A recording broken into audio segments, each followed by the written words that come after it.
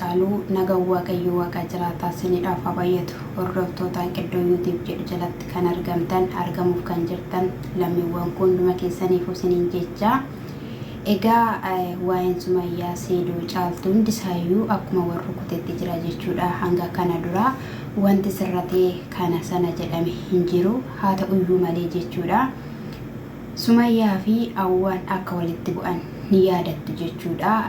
Sumayyaan gadi baatee isa Awwaanii wanti hundumtiyyuu sirrii miti akkati yaadde miti Sumayyaa sobadha jettee dubbattee turte jechuudha. Isa irratti Sumayyaan immoo akkamittiidhaan akkas jettaa dura dhugaadha hechaa hin turre, dura na wajjiniin hin turre, Seedoonii qarshiidhaan si bitee jettee itti dubbatte jechuudha. Sana irratti wal lolanii walitti mufataniiru. Isa Awwaan sagalee keessuufillee sagalee ishee dhaggeeffachaa hin turre jechuudha. Kana gidduutti eegaayii baay'eedhuma walitti haarre jettee jirti jechuudha. Awwaanii hiriyaa dhugaatii kallattii kamiiniyyuu wajjin hin turre. Ani ijoollee ishee baay'een jaaladha, keessaa Jamila baay'een jaaladha. Haa ta'uyyuu malee gargar cinnee turre. Isheenis immoo naamanuu dhabuurraatiin jette jechuudha. Garuu har'a kan hin dhagahe immoo jechuudha viidiyoo Awwaan hojjette irratti akka Sumayyaa faana haraaraman, akka haraara buusan, akka waliin haasa'anidha jechuudha. Kana gidduutti Sumayyaan waan dubbatte qabdi jechuudha. Innis maal jette, ani egaa akka Saidonii mucaa qabaa jettee kan natti himte jartii hajiitidha. Isa kanas immoo Saidon okko mucaa qaba jedhee si'ii fi salaamittan hime jetteen jechuudha. Eenyuun Awwaadhaan jechuudha. Afaan isheetidhaan dubbattee jechuudha. Akka jaartiin hajii Saidon mucaa qaba jettee Sumayyaatti himte afaan isheetidhaan. Sumayyaan immoo akkasittiin akkanaan jette jaartiin hajii jettee dubbattee jirti jechuudha. Dhugaa waaqayyoona nama gaddisiisa jechuudha. Ani yeroo riikardiidha kan isheen dhageessisaa turte jechuudha. Akkamittiidhaan jedheen ani baay'een gaddeen ture dhugaa dubbachuudhaaf na dabbaree ture jette jechuudha. Sumayyaan sagalee ishee sana keessatti. Isaan garuu sagaleedhaan halaayyuu akka viidiyoodhaan haasofte, akka waan hundumaa isaatti dheeraa waliin haasofne irraa akka warra wal argee hin beekneetti warra yeroo dheeraadhaan walirraa gargar bahetti kan nuti haasawaa turree jette jechuudha. Egaa Awwaan jechuudha. Akkasumattiidhaan dhugaa dubbachuudhaaf ammallee dhugaa nama kanaa dhugaa Seedoo haa baasu waaqayyo jechuun jaaladha jechuudha. Xaxaa jaartiin hajii xaxxeenii akkasumas immoo jaartii hajii Sumayyaan hamanuudhaanii dhugaadha wanti kun jechuudhaan gaa'ila diiddee akkasumas immoo ijoollee nama kanaa fudhatte. Egaa ijoollee nama kanaas immoo ijoolleen kan isheetidhas haadha isheenis garuu immoo abbaan immoo akkatti inni jaallatu, akkatti inni oliif gadi kaatee lafa kamiyyuu bu'ee ijoollee isaa barbaada, ijoollee isaatiif aarsaa kaffalaa jiru. Isa hundumti keenya argaa jirrudha jechuudha. Isa kana dhagaayii jaartiin hajii waan baay'ee haasawaa fi waan baay'ee dubbachaa turte jechuudha. Egaayii anis immoo baay'ee natti qaba, baay'ee na dabbari jettee jirti jechuudha. Awwaan akkasumas immoo koomentiidhaanii namni hundumtiyyuu na abaartanii akka jirtanitti na abaartanii ati dabarsitee kan kennitu maalidha Sumayyaa, akkamitti kennitaa, ati riyaashi taate dabarsitee kennitaa aramanii maal jettaniitudha na abaaraa turtanii.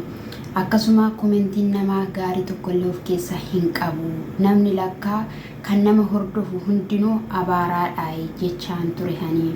Garuu immoo dubbiin akkas hin turre. Dhugaanii ammam yoo ta'eyyuu hin qallatti malee hin cittu. Ani immoo kana hunduma isaayyuu akka deebinee nagaadhaan jiraannu, akka iddoo keenya kaleessatti deebinu abdii guutuun qaban ture. Abdii guutuun qaban ture walamanuu dhabuurraatiin akkasumas immoo ishiitti dhagahamuurraatiin kana fedha. Ani yeroo sana garuu akkamittiidhaan dabarsee ishii kennaa jedhee baay'een haaree akkaataa isheen ittiin hubatte, akkaataa isheen ittiin fudhatte dogoggora ture. Dubbiin garuu akkas miti, waan baay'eedha waliin dabarsine. Isa biraan isaan yaadurraatiin kan hafe ishinnatti dallanuu irraatiin kan hafe suurota yeroo darbanii akkasumallee viidiyoota lafumaa kaanee wal waraabaa turreni akka yaadannootti ilaalaa ture.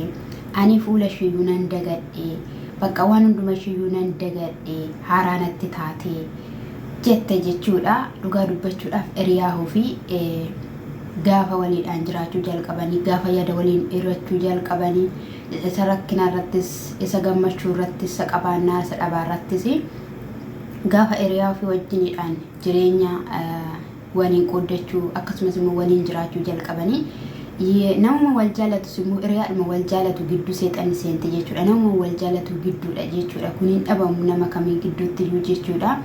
Egaa immoo Waaqayyo gaariidha. Har'aa waa'ee Sumayyaa fi waa'ee Saidoo irratti warra shakkaman osoo hin taane warra shakkamnetu gaa'ela isaanii gidduutti garuu shakkamii argamaa jira jechuudha. Egaa ammas ta'ee borus ta'ee jechuudha. Wanti kun hundumtiyyuu sirraa'uunsaa hin oolu.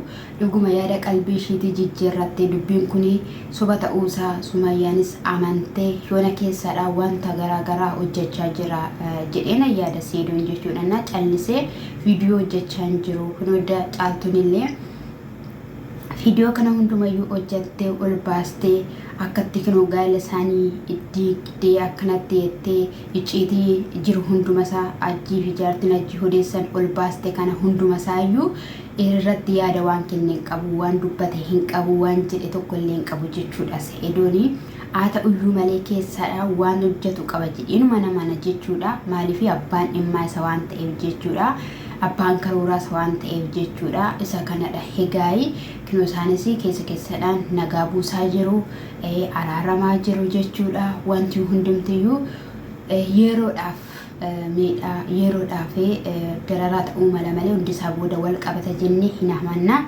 Akkasumallee ayyuunis illee akka hin hiikamneedhaaf dhugaa dubbachuudhaaf kadhadhaaf isiniin jechuun jaaladha. Maaliif naa ta'a jettee itti hirumtee immoo deebitee immoo lakki ishiin yoo ishii hiikeedha kan inni itti araaramus kan jedhu wayis dubbatamaa ni jira. Ta'uudhuma hin qabu, hundumaaf iyyuu gaariin akka ta'utti yaaduu qabna nuti isiniin jechuun jaaladha. Egaa immoo kan ishiin nuyin jettes hawwaan jechuudha. Yoo isinii kenneera ta'e hiriyaa dhugaa, hiriyaa gaarii, hiriyaa irratti hundaa'e isiniin jaalanne, hiriyaan gadhumaatti isiniif dhaabbatu, waliif dhaabbattanii isiniif haa kennu. Anis immoo baay'een isaan yaade, isaan argu hawweera. Garuu immoo sigdatiin kun yookiin immoo godaanni biyya hormaa kun gahee anis galee isaan faanaanii wal akkan argu abdii guddaan qaba jettee jirti jechuudha. Wal si agarsiisu hiriyaa kee faana jenna. Akkasumallee Saidoof Sumayyaas illee walaa agarsiisu. Ijoollee isaa baay'ee dheeboteera dhugaa dubbachuudhaaf haala mijeessaa dubbii shiraa yookiin immoo dubbii aminaatiin hojii xonqaa'inatiidhaan manni isaanii kan burjaajee, manni isaanii kan diigame isa kanadha. Hegaayi kana irratti mee haraara buusaa, nagaa buusaa, dubbiin kana ture akkana ture jedhaaniiti sirreessaas niin jedha. Hordoftoonni kiyyaa Waaqayyo gooftaan sinaa heebbisu. Asumaan doolii milikitii subscribe laayikii naa gochuun na jajjabeessaa, maatii naaf ta'a siniin jechuun jaaladha. Guddaan sin jaaladha, guddaan sin kabajaa.